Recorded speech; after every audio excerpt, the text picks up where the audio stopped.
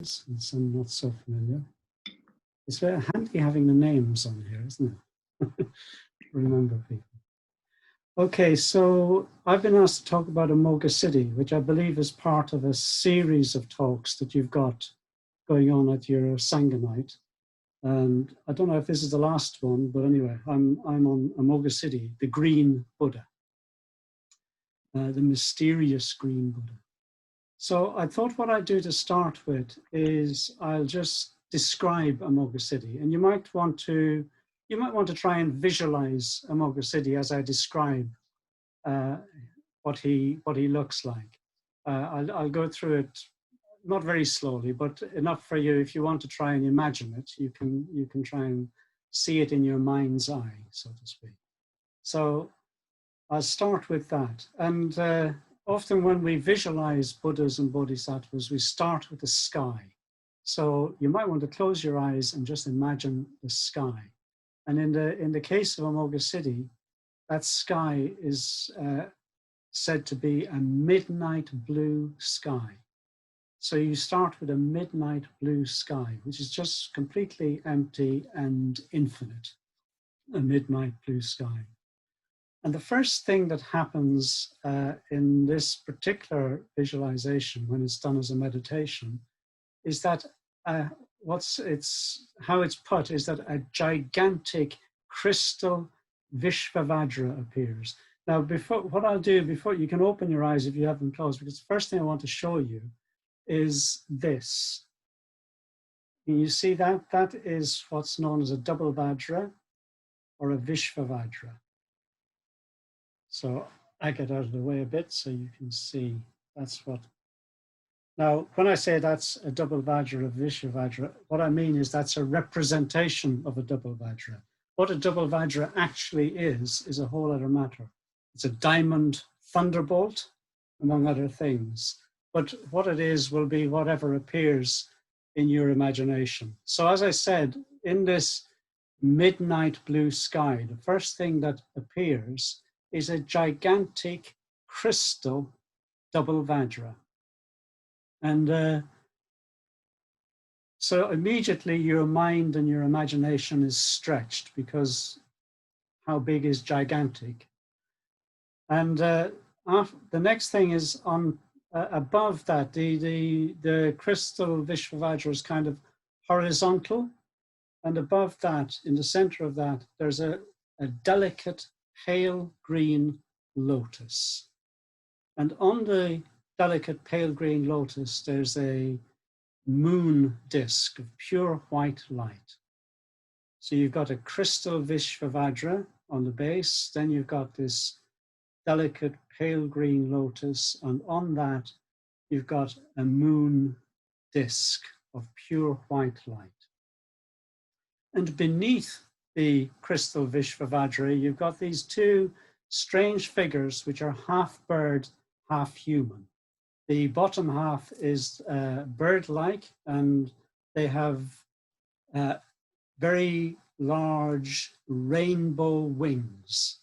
The upper half is human, and they're usually playing some sort of instrument. Often they're playing cymbals, which they clash together, sometimes stringed instruments. And they are playing the music of ecstasy. They're ecstatic. They're playing the music of ecstasy, sublime, blissful music. That's what they're playing. So you've got these, they're known as the Shang Shang. And these figures are beneath the whole image of Amoghasiddhi. So you've got the Shang Shang, two of them or maybe four of them, playing music, ecstatic. The huge crystal Vajra with a delicate pale green lotus on top, and then the moon disk of pure white light. And above that, seated on the moon disk, is Amoghasiddhi. And Amoghasiddhi is, his right hand is in the gesture of fearlessness, which is facing outwards, palm outwards, held up. So his right hand is in the gesture of fearlessness. His left hand is resting in his lap, And on his left hand is resting a golden Vishva Vajra. This time it's vertical, a golden Vishva Vajra. So it looks cross-like to you. And he's wearing robes, and the robes are said to be reddish orange embroidered with gold. So he's very richly colored robes. And his body is a mysterious green color, a mysterious green light, you could say, his body. His face is compassionate, and his eyes are said to have an expression of fearless compassion. His hair is blue-black in color and very tight curls close to his head, with one white curl at his forehead. And emanating from him, emanating from his head, is an aura of green light, or you could say an aura of green energy, which is, as it were, pulsating out or radiating out in waves. And around his body, there's an aura of golden light, which again is pulsating out, radiating out in waves. And beyond that is an aura of rainbow light, radiating out, pulsing out in waves. So this is the figure of Amoghasiddhi. Very colorful and quite mysterious with all this symbolism. So what I want to start with is I want to talk a little bit about the double Vajra, this, which this is a representation of. So this diamond thunderbolt, usually they're seen singly, but here it's doubled, which gives it a stronger kind of significance or symbolism. And you could say that it's about transcending all opposites, transcending all conflict, transcending all polarity, transcending all dichotomies. So that's whether that is inner conflict or outer polarization. It's the double Vajra is about transcending all conflict or opposites. So in terms of how we experience that in our lives, we often experience inner conflict. In fact, I think when you take up spiritual practice, you're much more likely to experience spiritual conflict because you become more aware of all the disparate elements of your own psyche.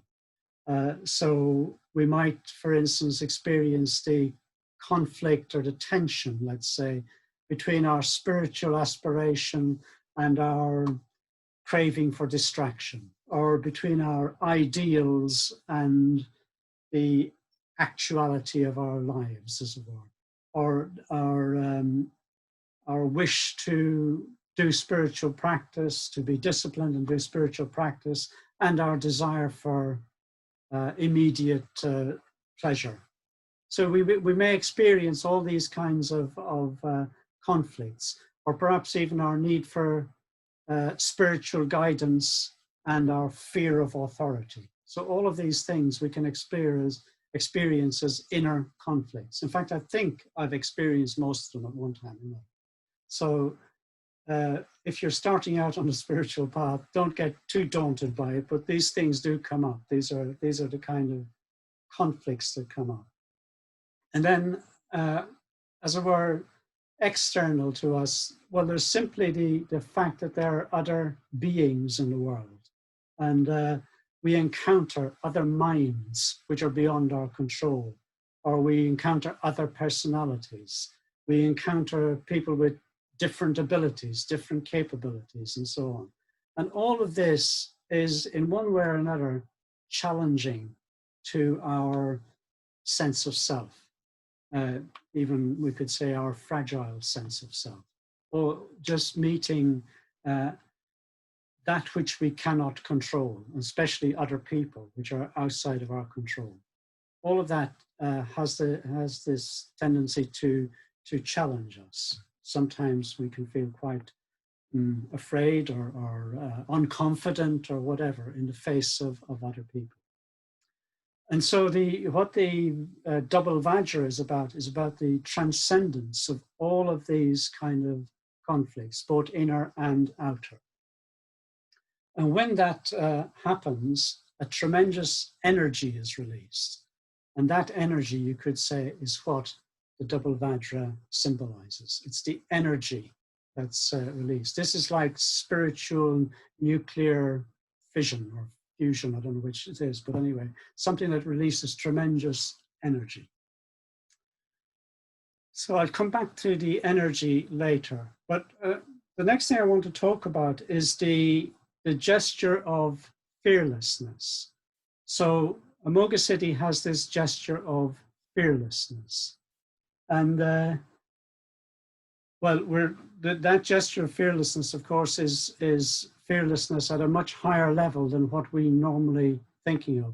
The reason, as it were, why Amoghasiddhi is fearless is because having transcended all sense of conflict between subjective and objective, there is nothing to fear anymore. So it's not that Amoghasiddhi is tremendously brave or courageous. Amoghasiddhi, as it were, the enlightened mind doesn't experience anything to be afraid of, anything to fear. Of course, we do. We experience lots to fear. And I was thinking that there are various ways of dealing with fear. And I mean, they all come down to probably one thing, but I'm going to talk about them under 4 headings. So the first heading I've got is to lay down the burden of self, which is a phrase that came into my mind when I was on retreat recently. Lay down the burden of self and lay down the burden of other. So that's the first heading. The second heading is to illuminate our mental states with awareness. And the third heading is to face fear head on. And the fourth heading is the practice of imaginative empathy. So how do we lay down the burden of self? Well, I think actually we don't. I don't think we can really. What we have to do is to work at not picking up the burden of self. See what I mean? So how do we pick up the burden of self? I'm using this particular kind of phrase of a burden. It just appeals to me at the moment. Well, how we pick it up is through all our negative states of mind, such as irritation or anger or restless craving or dislike of ourselves or fear of what others think. All these kinds of things are ways we have of focusing on ourselves and, as it were, cementing or solidifying our kind of self, clinging to self or clinging to a self-identity. So these are the kind of things that we have to work on. So it's not, there's no kind of magic pill. It's simply a matter of working with these states of mind. And in terms of other, how do we pick up the burden, as it were, of other, in terms of the self and other, which are what create this kind of conflict or fear? Well, the main way we create the burden of others, is by fixing other people. So we fix other people. We don't see them as changing.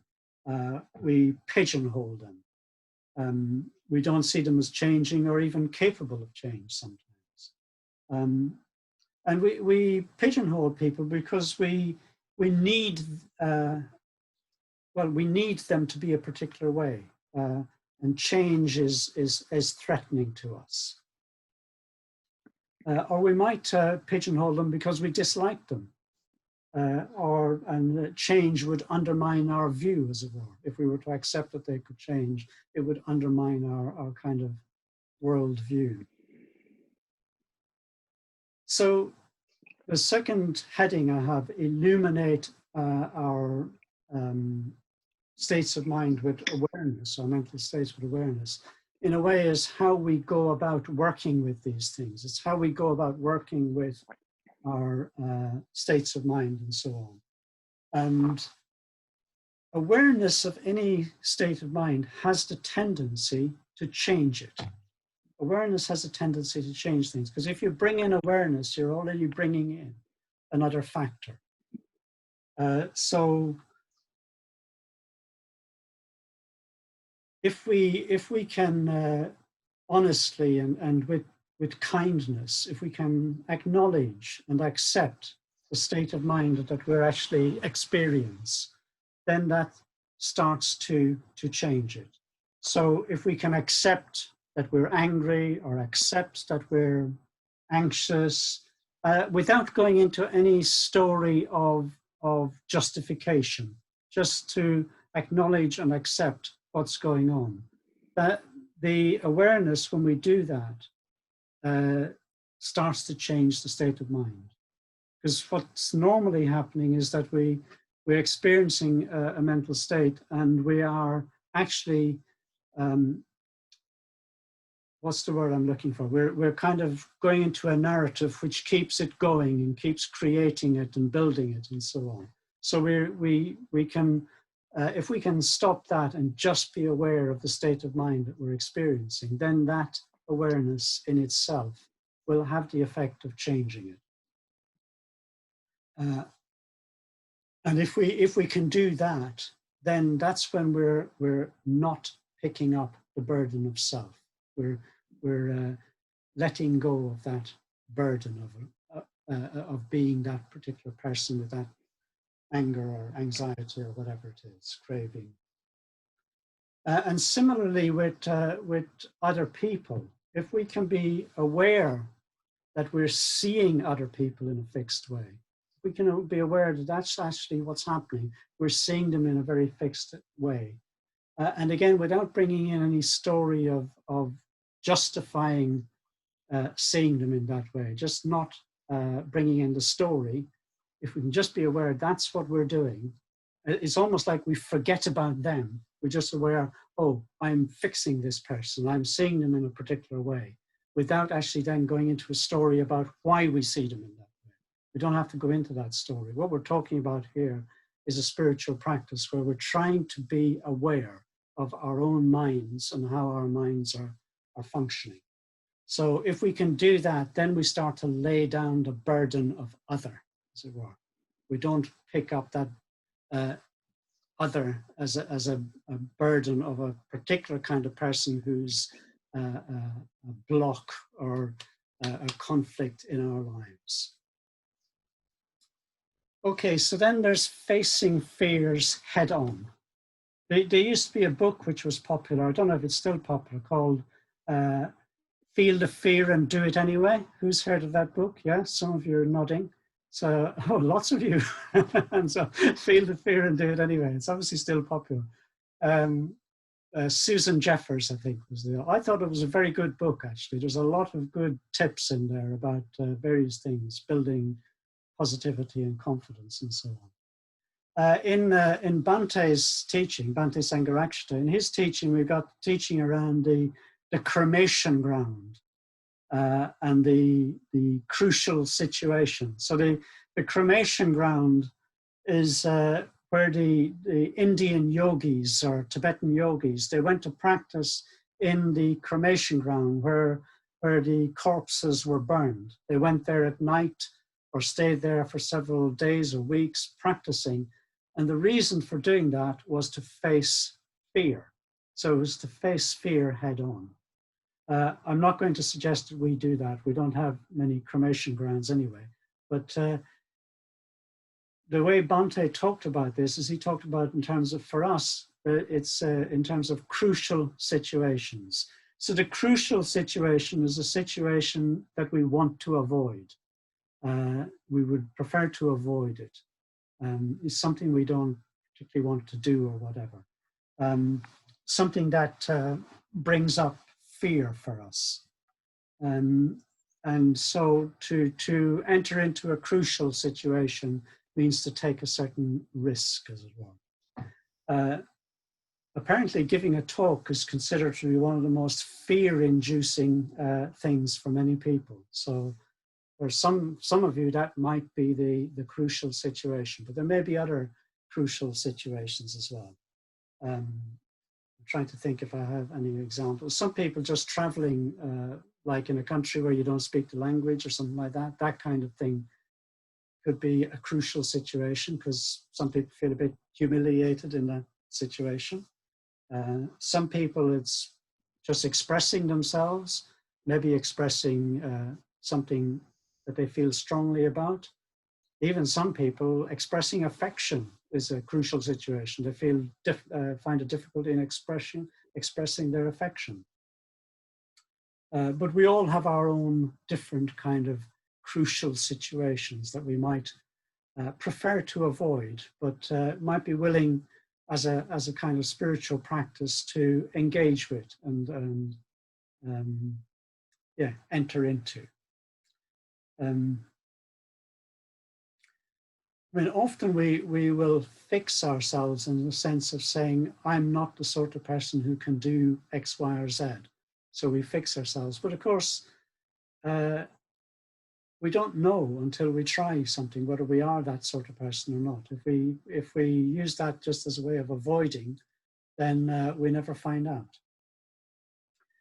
So really what we have to do in terms of facing fears head on is take small steps to face fears. And if we take small steps, then we make progress. That, as I said, that might be a very small thing. It might be just communicating something to somebody, something like that. And when the yogis went into the cremation ground, and when they meditated there and faced their fears, when they broke through, it's said that what they experienced is they saw the dakinis. They saw the dakini. They met the dakini. So what's the dakini? The dakini is the sky dancer. The dakini is a female figure, usually a naked female figure dancing through the sky with abandon. So the dakini is an image of freedom and an image of energy completely free and moving. And so the dakini, in a way, is very like the symbol of the double Vajra. The dakini is a similar kind of energy. The double Vajra energy comes about when you overcome all these conflicts and polarities, and the dakini energy comes about when you overcome your fears. But of course, the conflicts and polarities are to do with fears as well. Hence the fearlessness of Amoghasiddhi that comes when all of those polarities are transcended. So if we can get beyond our fears, then we experience energy. We experience a lot of energy. So that's about facing our fears head on. Then the last thing I had was the practice of imaginative empathy. I was speaking about this last week, was it, when I was doing a question and answer session with the Mitras, because somebody asked me about fearlessness then, and I focused in on this particular aspect of going beyond fear. So basically, imaginative empathy means trying to enter into the life of another person, trying to see everything from their standpoint. So it's an exercise in imagination to move beyond the narrowness of seeing ourselves as the center of the universe, basically. And you can do this not just with a human being, but with an animal or even a plant or a rock or an inanimate object or a chair or something like that. You can actually try and see from the point of view of that other something that's outside of your viewpoint, as it were. I was saying last week that if you have a pet, like a dog or a cat or something, sometimes our tendency is to see them in a human-centric way. So we talk to them or engage with them as if they were human. But how about trying to see, well, even see yourself or see the world from their point of view, as it were? You might find that they have a completely different perspective from you. They may not even be interested in your perspective. Yeah. So this imaginative empathy, really what this is metta. I assume you've all done the metta bhavana, but it's metta. And I think I may have mentioned last week to the Mitras as well that towards the end of my 3-month retreat that I've just come off recently, as it were, the big realization for me, which might seem quite simple and straightforward, but is something that we need to ponder quite deeply. And it basically is that metta is the key to everything.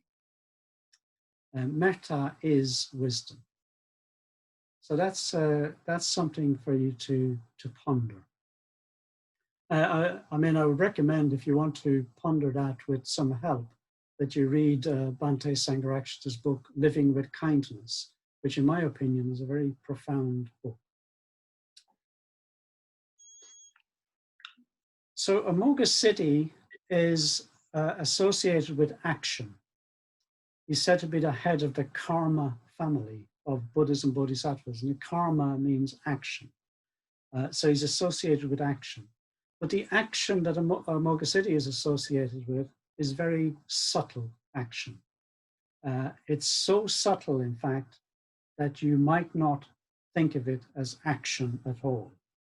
Because in a way, Amoghasiddhi also represents transcending the difference between action and non-action. So it might look like doing nothing, but it's a fusion of doing and being. And therefore it has an influence, as it were. It's in a way, what it comes down to is a tremendous awareness that has an influence on everybody who comes into contact with it, comes into touch with it. Because awareness is action, as it were, but it's action of a subtle kind. For us, karma, of course, is something different. For us, karma basically is a guarantee of progress. Because of the law of karma, we're guaranteed that we will make progress on the spiritual path if we make the effort, if we observe the precepts and meditate and study and try to understand, reflect, and so on, go on retreats, all of those things, it's guaranteed that we'll make progress. That's how the law of karma functions. That's how it operates. So it's very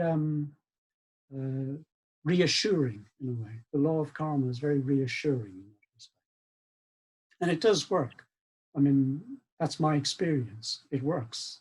But if you put in the effort, you get the results, yeah? So that what is a practice or a discipline or an effort early on, later on becomes something much more spontaneous and even much more embodied. So the wisdom of Amoghasiddhi is known as the all-performing wisdom or the all-accomplishing wisdom. So it's all-performing or all-accomplishing because there's no obstacle. Because there's no fear, there's no obstacle, there's no hindrance to the Amoghasiddhi wisdom. So sometimes when we talk about wisdom, we talk about it under the headings of listening, reflecting, and meditating. I think many of you will have heard this, listening, reflecting, and meditating. Listening basically being taking in the teachings, reflecting, kind of making the teachings your own, and meditating, taking it further and deeper. I suggest that maybe a better way of thinking about it is learning practicing and embodying. So you're learning the Dharma, learning the teachings, then you practice them. You don't stop learning them, by the way. You keep learning and you practice. You keep learning, you keep practicing, and you begin to embody the teachings. And that's the wisdom, as it were.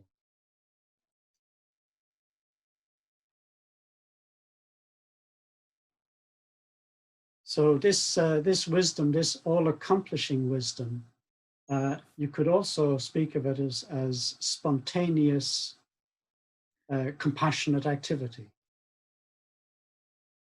In fact, all of the wisdoms are also compassion. And what that means, of course, is that there is no distinction between wisdom and compassion. And maybe that is, again, something that's brought out or emphasized more with the figure of Amoghasiddhi. Because of this, Amoghasiddhi is all about transcending opposites and conflicts and so on, transcending that, going beyond that. So even the seeming difference between wisdom and compassion is transcended. There is no difference between wisdom and compassion. It's compassionate wisdom or wise compassion or whatever. There is no difference.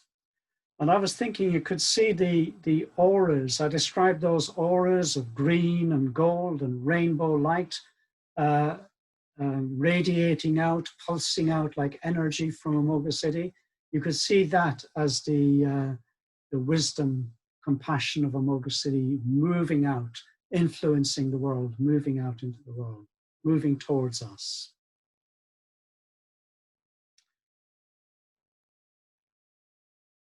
I think that's all I'm going to say. It's 9 o'clock, I noticed, and I was told to speak for about half an hour. So I hope that's okay. Is that all right, Kusla Devi? Yeah, it's fantastic.